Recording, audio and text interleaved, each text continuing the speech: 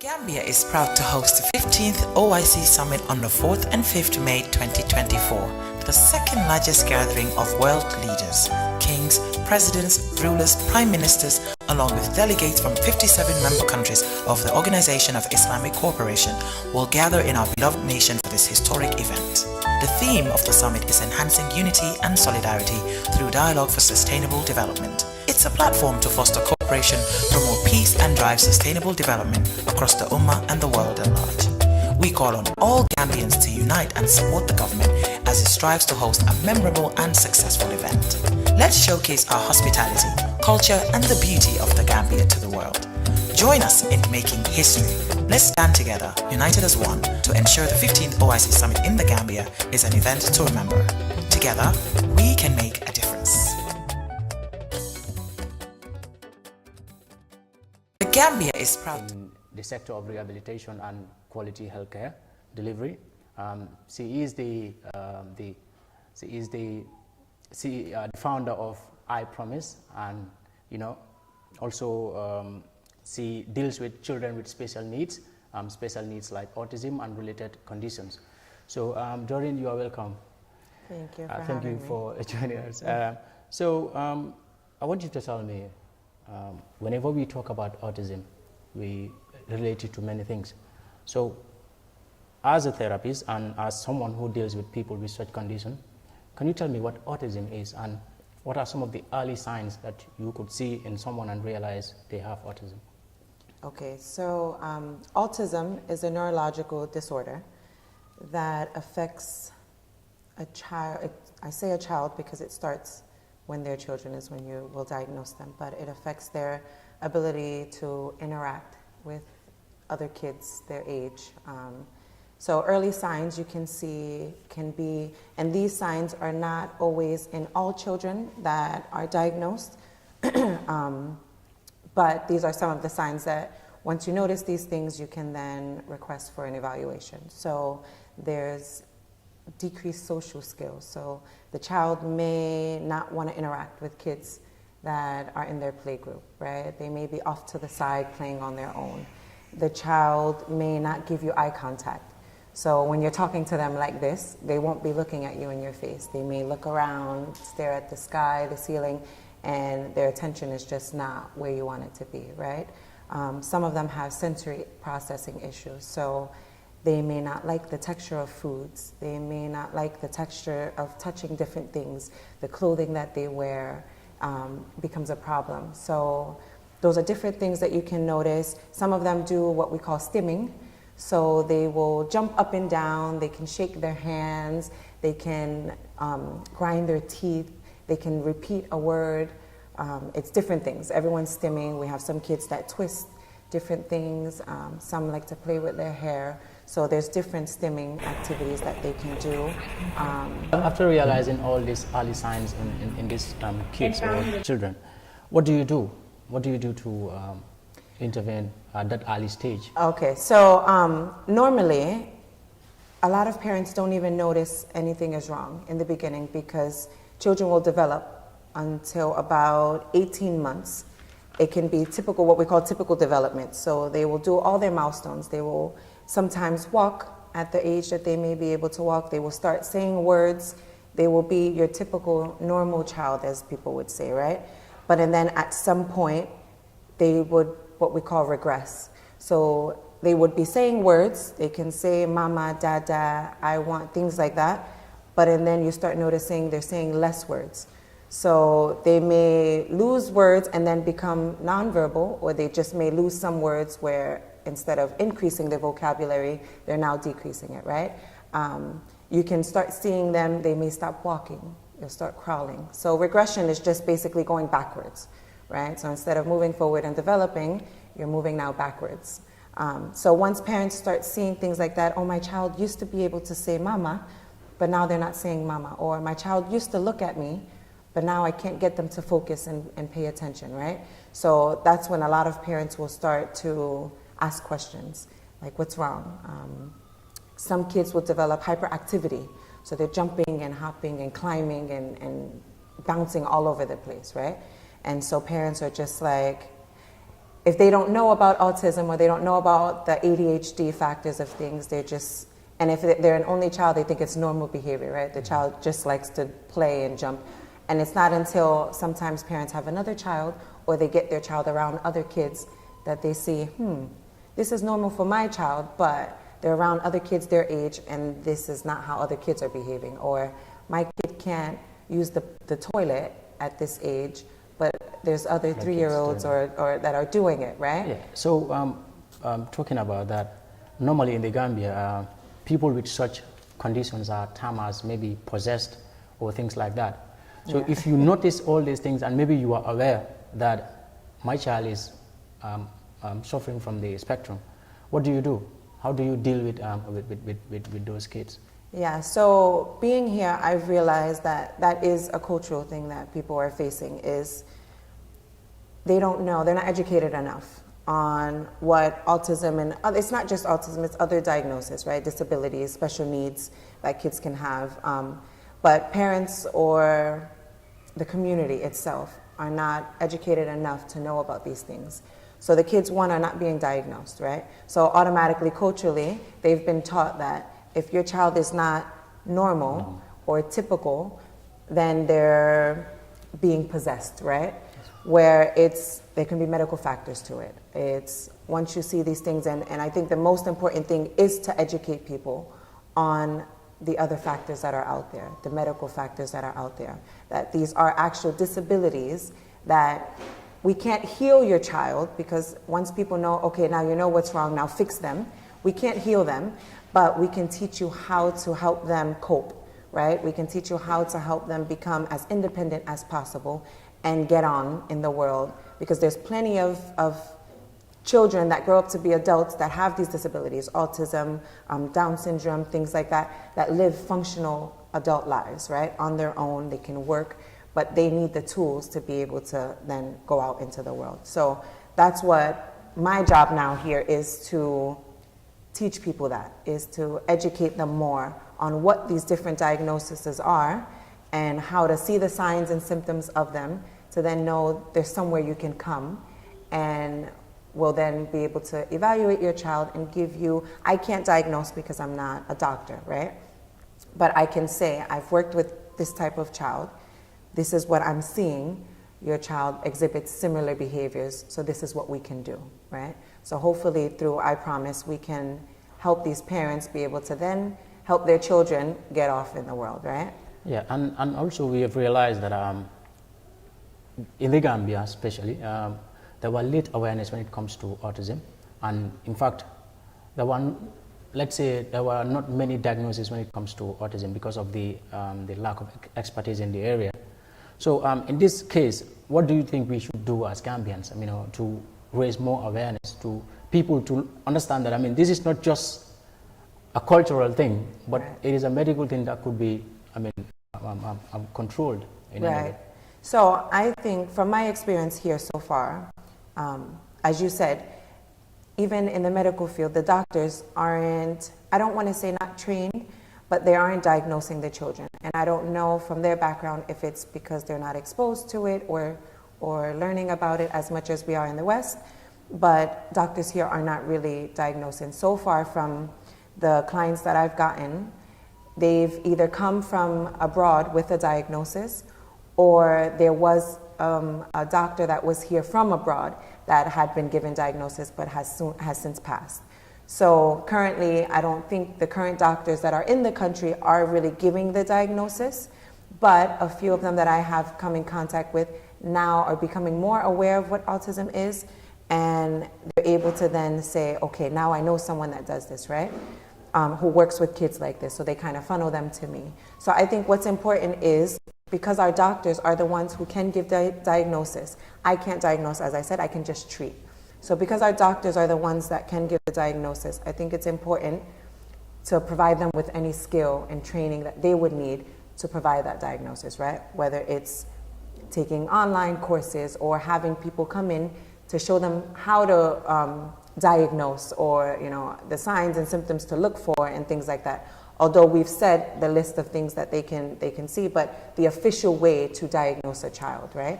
So any way that the country can be able to give the doctors that access. I think it's very important because they're the first contact. They're then the ones that the parents can go to say, okay, because parents right now are going to the doctors and saying, what's wrong with my child? Exactly. And the doctors are even telling them, there's nothing wrong with your child, you're crazy. Or I've had, and this is just, I like to be blunt, this is just stories I've heard, right? I've had parents from here tell me, I've gone to a doctor here and they tell me I'm crazy. Or they'll tell me I want to be like the people abroad, or, you know, I stop diagnosing my child and things like that. Parents here, sadly, have to go on YouTube to start looking up diagnosis for their children. And they always tell us abroad, like, never diagnose your child off YouTube. But if they don't have, if they're going to the professionals and they're not getting the help, where else can they look, right? So I've had parents that have said, I know my child is autistic because I've gone on YouTube, I've looked at these videos, and this is what is wrong with my child.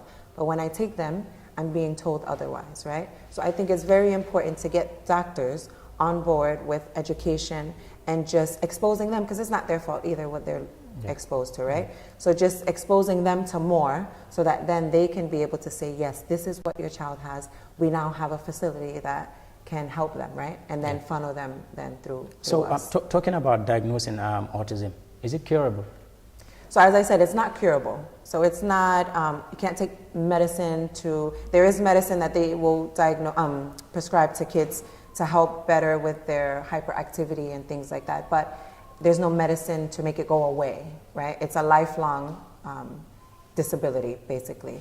But as I said, it's just learning ways to cope and get along. So if your child was never diagnosed and never got what we call intervention, so once they're diagnosed and they begin therapy, we do what we call intervention, right? So interventions are activities and ways that we can help the child cope with what's wrong with them, regulate them, things like that.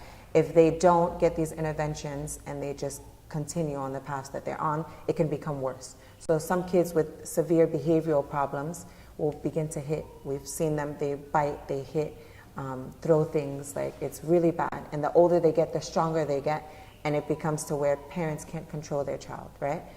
But if they get the intervention early and we help them know ways to manage that behavior, then we help them learn how to cope in the real world, right? Learn how to live life with their disability. So I always tell parents, I can't cure your child, but there's nothing wrong with your child, right? They're just different. So every child is different, and every child that has autism is not the same. So just because, you know, your child may have autism and my child may have autism, they may show different signs, or they may have they may be on different spectrums of it, right? So yours may be severe and mine may be very mild where you don't even know, right? So every child is very different and we never treat them the same. That's what's important too, is to treat every child individually so that we can best help them get on, right? So there's no cure, but it's just teaching the kid to live a quality-filled life. When I started doing what I do here, I started seeing a lot of kids from abroad, right? And then a lot of my clients, I'll be just honest with you, a lot of my clients have families that are abroad, but they're Gambian, right? So what I get is, why when they go to the US, they're coming back with autism. And I'm like, so you think the US Air or the UK Air is giving your kid, like, I don't know what you mean by that, but it's just, there's no answers to autism right now. And some may think it's genetic, some may think it's environmental. So a lot of families will say, well, send them back here to Gambia, right? And families are sending the kids back, but it's kind of like a good and bad, right? So it's good because they're saying they have more time with the kids, but then it's bad because the resources are out there, right? Here yet, we don't have the knowledge and resources to treat these kids and help them. So you're not really doing much of a service to them, right?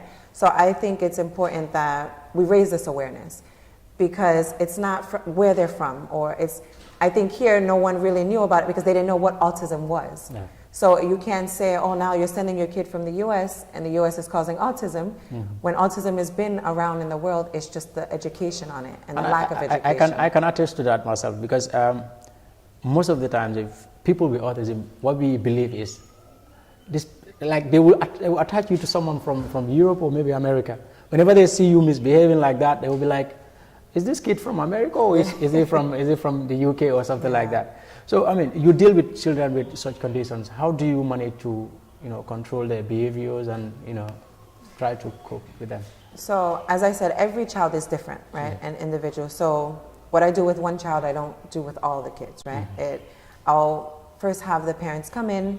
We'll do a consultation where I kind of get background information. So I'll see the concerns the parent has, the behavior of the child at home, things like that. And then once I get that, if there was any trouble with, labor, birth, anything like that, pregnancy, then we get that background info.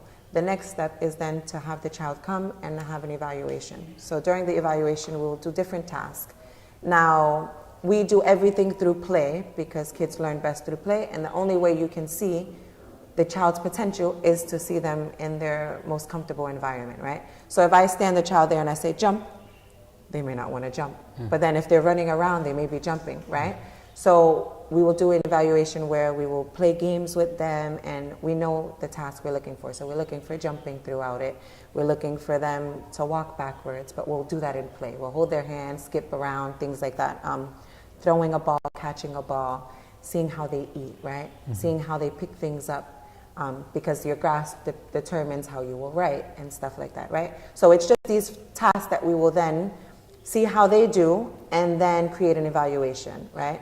And see where they are. So compared to children that are their age, where they stand, right? All right, you're 4 years old, a 4-year-old should be doing this, but you're delayed on these things, right? So then we will take that baseline and be able then to create our treatment plan.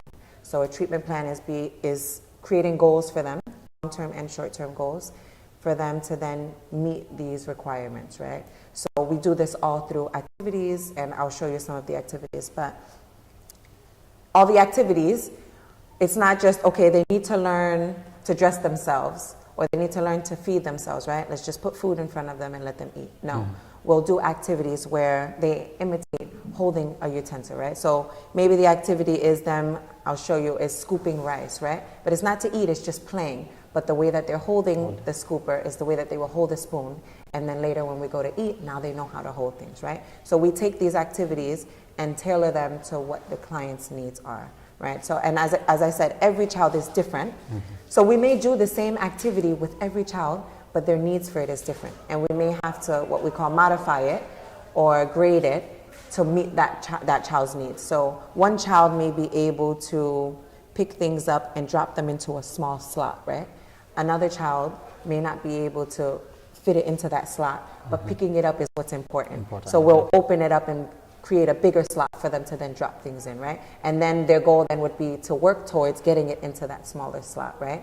Or one child may be able to distinguish colors and sort things by color, and another child may not, right? So every child is different, and we just take their needs individually. It's very important to know that every child has to be treated individually because they're not all the same. And what you do for one may not work for the other. As far as behavior, we will have kids that come in here, like I said, that will bite, kick, scream. I've gotten a busted lip from a kid. I've been bitten. My staff has been bitten. And it's just because they don't know any better. A lot of kids are what we call nonverbal, so they can't communicate their needs to you. So if they want something and you can't understand them, the only way that they know how to get it through to you is to behave in these manners, right? So they'll bite you to get you to understand out of frustration, right?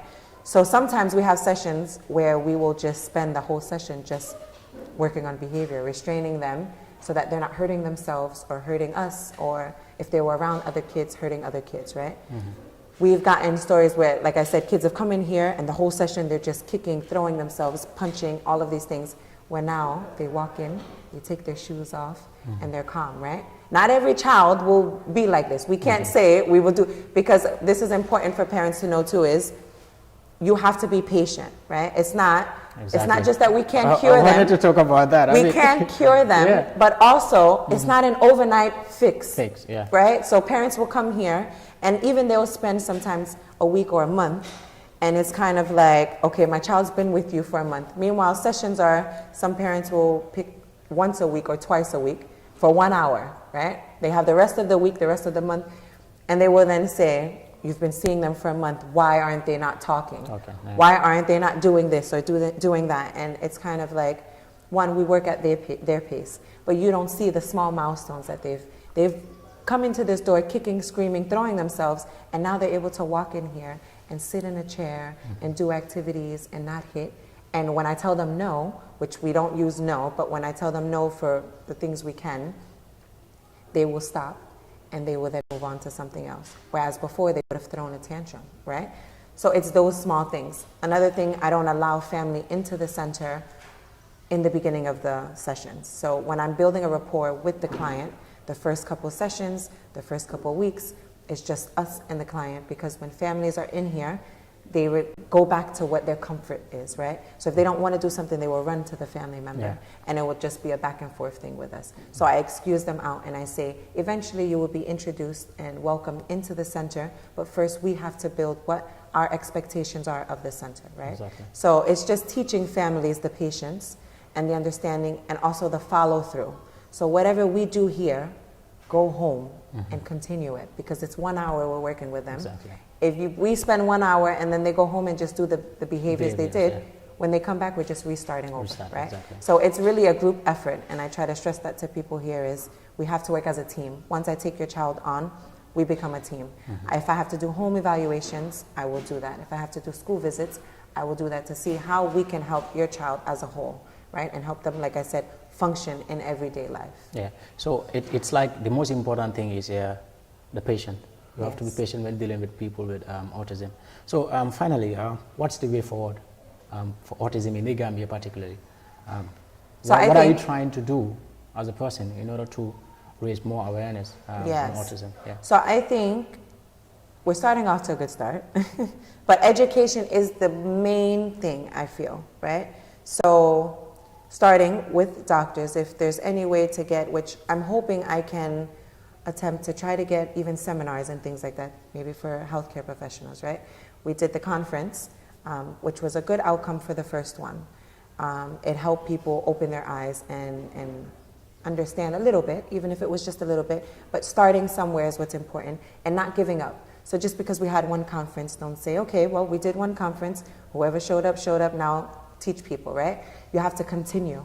It can't be something that you do one time or once every 6 months or once a year and then expect people to evolve, right? It's something you have to be proactive with. So I plan on, once Ramadan's over, of course, is continuing those conferences. And my thing was, I had people that said, even if you have 5 or 10 people in a room, those are 10 more people that didn't know and now know, right? So not getting hung up on how many people you can get there, because every person that you educate will then educate another person, right? So just spreading the awareness in that way is having these conferences that anyone is allowed to come to, educators, healthcare professionals, parents, you know, all of these people that can come and learn. So then everyone comes in contact with someone at some point, whether you're at the market, whether you're at a school, whether you're at the beach, you know, and if you can then help someone else, it's important. So I think just moving forward with continuing the education and having the center now, having a space where people know they can come. Our doors are always open. If they just want to come for information and get to know more, we're more than welcome to sit here and tell you more about what we do, what autism is. Inquiring, you know, having schools and places, companies bring us in to teach and educate their staff. Schools is very important because the schools here don't have the tools they need for kids with special needs overall, right? So I've heard stories of schools kicking kids out because they can't manage the child, right? And I understand, because kids with special needs, some of them can be a lot to manage. And if you don't know how to properly redirect them, they disrupt the classroom and the other kids. A lot of people will say, well, why don't we create a space only for these kids? Is that encouraged? No. So we don't think they should be excluded. They don't need to be isolated. Here in this country already, they're being isolated because the stigma, right? The stigma. We don't want to isolate them anymore, right? It's inclusion is what we teach. So the whole point is to teach them how to get along in the real world, in the normal world. So if we exclude them and just put them in a room full of autistic kids, this is their normal, right? This is all they know. So when we put them with typical kids, how do you expect for them to behave, right? Yeah.